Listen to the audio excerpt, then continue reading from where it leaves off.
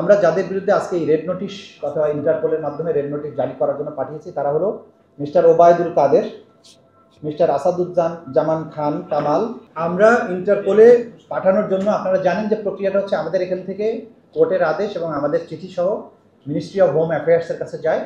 এবং হোম অ্যাফেয়ার্সের আন্ডারে অর্থাৎ ইন্সপেক্টর জেনারেল অফ পুলিশের অফিসে একটা আলাদা সেকশন আছে, সেখান থেকে এটা ইন্টারপোলের কাছে পাঠানো হয়। আমরা যাদের বিরুদ্ধে আজকে এই রেড নোটিশ অথবা ইন্টারপোলের মাধ্যমে রেড নোটিশ জারি করার জন্য পাঠিয়েছি তারা হলো mister Obaidul Quader, mister Asaduzzaman Khan Kamal, mister AKM Mozammel Haque, Mohammad Hasan Mahmud, Jahangir Kabir Nanak,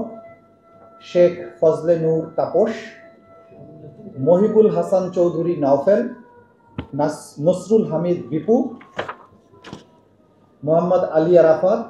এবং তারিক আহমেদ সিদ্দিকী। এই 10 জনের বিরুদ্ধে আমরা রেড নোটিশের জন্য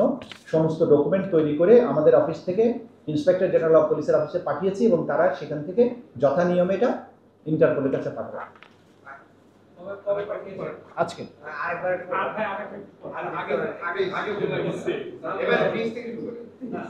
ওবায়দুল কাদের, আসাদুজ্জামান খান কামাল, AKM মোজাম্মেল হক,